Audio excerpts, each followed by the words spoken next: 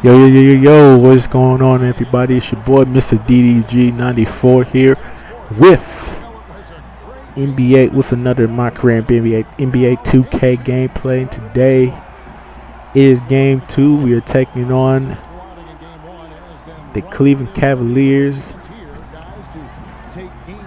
in the Eastern Conference Finals. We lost game 1 on some bullshit. I spazzed the fuck out. I don't even know if I want to even upload that video with the audio that I had on there last game. So I doubt I even upload that. I'll probably like do something else with it,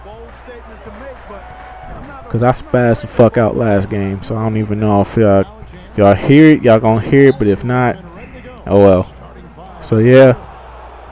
You're already getting started, man. We doing okay. Coming out the gate pretty strong here. You know, B Money getting that foul. Got that early foul on LeBron. I like that. So that way we can drop to the lane, get LeBron some foul trouble early, get him out the game. Like, I'm literally pissed off with this game right now, man. I really am.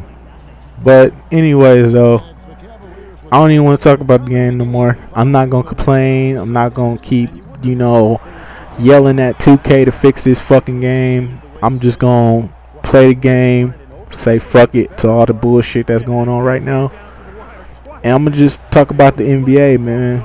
NBA is here. Yeah. I think that's what I'm gonna do in the next. I think that's what I'm gonna do in the video before this. So hopefully in the bit of video before this, I remember to like cut that audio out. Cause I spazzed the fuck out. I threw my controller on the ground. I was punching a wall and shit. I'm just like, bruh. I never knew 2K was life until that game. Yeah, to that last game. But yeah, I'm calmed down now. I'm back. I've calmed down. I'm not punching any walls anymore. Luckily, I ain't punching a hole in the wall because I have to live with that shit. I just punched the wall hard enough to make my hand bleed. That's about it. I was really that upset. I'm cool now. You know. Turned the game off, walked away. Got something to eat, watch some ESPN. So that way I can come up with some topics. First topic. NBA season started, you know. What's today? Today is the 2nd. Today is November 2nd.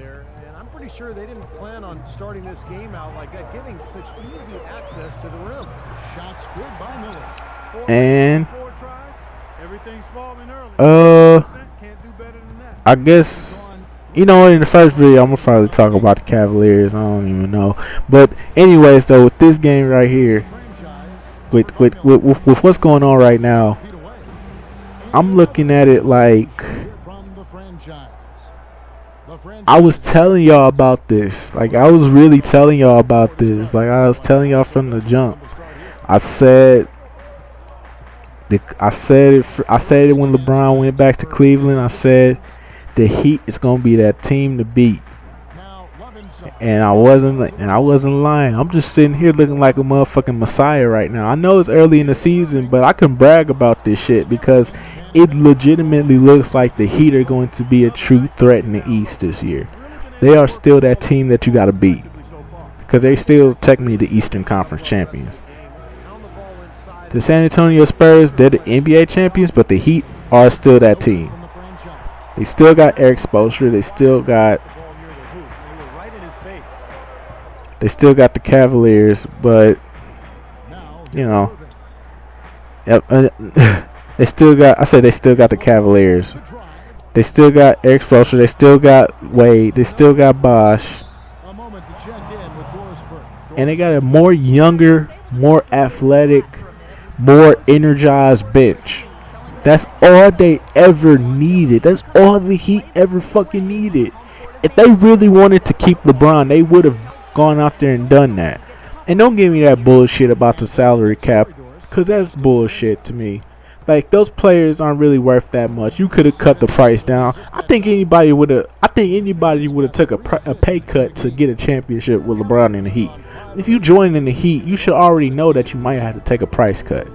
Like, I think Ray Allen was the only one who didn't have to take a price cut because a lot of the players they had on their team, they let go.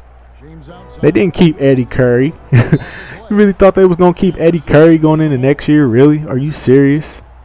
No. Wasn't nobody for to keep no fucking Eddie Curry. It's sad, too, that nigga actually got a ring, though.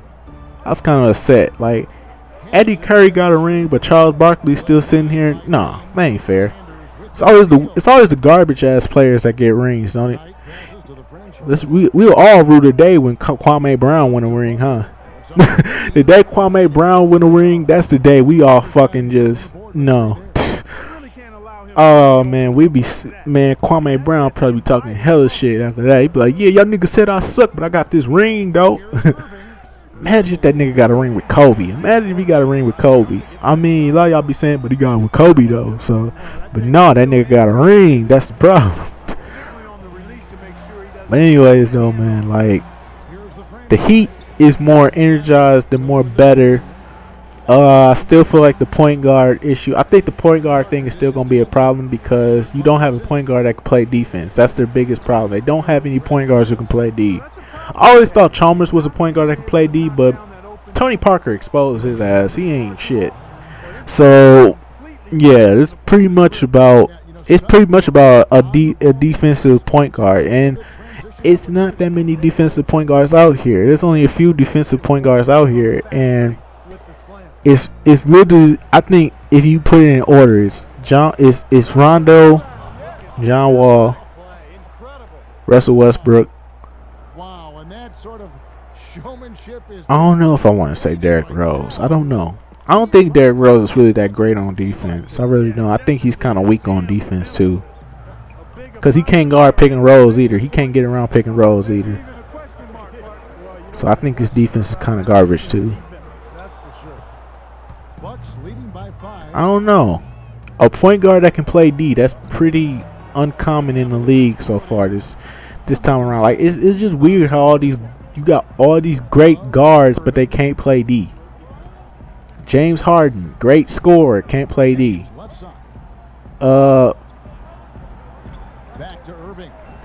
Damian Lillard, Stephen Curry. Who else? Kyrie Irving, prime example right there. That nigga cannot play D for shit. So yeah, man. I mean, it's looking like, to me, it's looking like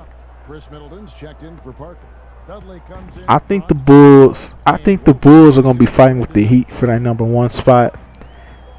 I think the Cavaliers are gonna be a 3rd, 4th seed at best. If the Cavaliers don't find themselves by Christmas time, after Christmas time, because after Christmas time, that's when you really gotta turn up. Because like in January, that's when you gotta turn up and you gotta start winning. If you ain't winning in January, it's a good chance you're gonna be suffering throughout the whole season. So, because I know that Cavaliers season, they're not going to get off to a good start. The Cavaliers, I know they're not going to get off to a good start for these first 2 months. So from November to December, I know they're not going to get off to a good start, but they got to at least win. They got to at least win the Heat game. If they don't win the Heat game and they continue to suffer after the Christmas game, it's looking like sad business for them Cavs, man. They are 4th or 5th seed at that point. And the only team I got under them is the Washington Wizards, who I think are going to be a problem. I mean, even though James Ennis, he kind of put his nuts in homeboy face. I forgot he put his nuts, who he dunked on. But he just boomed on that nigga, didn't he? Be seeing that on the highlight reel pretty soon, huh? But, yeah, man, I think that it's going to be the Heat, the Bulls. If the Cavs don't get their shit together by after Christmas time, then it's gonna be sad for their season. Then you got, so if they don't get their shit together, then it's gonna be the Wizards, and then I'm gonna put the Heat. I mean not the Heat, but the Cavs, and then I'll probably put the Hornets right after them. It's just something about Toronto I just don't trust. I don't trust Toronto, but when You know what? I might look into the. I'm starting to put the Knicks up there. I want to put the Knicks up there because Melo is going to. I think Melo's going to be it. I think Melo's going to be with KD out and LeBron trying to figure things out. The team. This is a perfect opportunity for Melo to be an MVP this season. I'm gonna say it right now. Melo, Anthony Davis, DeMarcus Cousins, who else? Chris Bosh. I think those might be the MVP candidates for this year. And I know you probably might be looking at me like I'm drunk or stupid or something. I'm not. It's just, looking into the season, it's not going to be a strong season for a lot of these teams. If you think Derrick Rose and Kobe going to be MVP, kill yourself. Because this year, I'm looking at it right now. I can tell. I know. I watch the NBA. I can tell when shit. I can tell. I watch this shit. I just got this feeling that Melo, Anthony Davis. I might even, I might throw Blake Griffin in there. I'm gonna throw Blake Griffin in there too. I'm gonna throw him in there. I'm gonna throw Blake Griffin in there. I think he's going to definitely improve this year. What else did I say? I'm trying to think. Who else did I say? I said Anthony Davis. Oh yeah, DeMarcus Cousins. Chris Bosh. I might even throw John Wall in there. If John Wall can have a stellar season, he might definitely be a sleeper. He might be a little bit. I'm not gonna put him up there high though. There's a reason why I'm not gonna put him up there so high, because it's 50-50 with him. Like, he's not a consistent jump shooter, so he has off nights. That's why he don't average a lot of points in a season, as people think he does. He doesn't.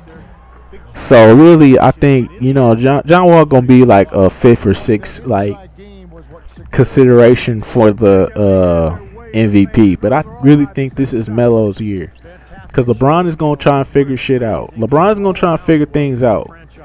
Melo, I think he's going to be on point. I think Phil Jackson, Derek Fisher, they're going to do a pretty good job this year. So I think the Knicks might be looking at a 5th or 6th seed at best. The Knicks will be in the playoffs this year. I'm putting that one on the spot. Then you got the, I'll talk about the Western Conference in another video, because we are coming to the end here. As you can see, we got this 20-point lead on them. And this game, I don't know what happened this game. Shit just turned around. I don't know what the fuck happened. You tell me. Shit, I don't know what the fuck happened. Things just turned around. It was just crazy. We went on a nice little winning streak. We got LeBron in some foul trouble. He didn't get fouled out, but we got him in foul trouble, so that was good enough. And yeah, this game was pretty good. The defense on this team is ass. As I said, this team has no defense. This is going to be a big problem for them. As you see, I get the game. As I get that little buzzer beater right there. We win the game by 23. And I'll see y'all in the next video. Peace out. They showed it, Steve. Played harder and got the job done. And so it's the Bucks taking care of business in this one.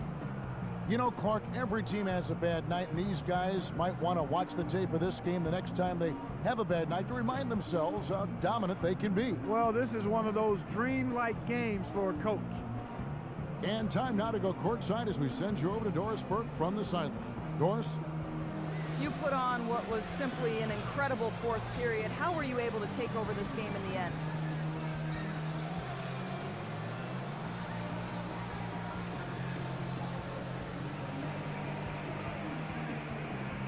I think our team just wore them down over the course of the first 3 quarters. And during the fourth, it made things easy for myself and others to create space and get the shots that we like to take. It was really a team effort.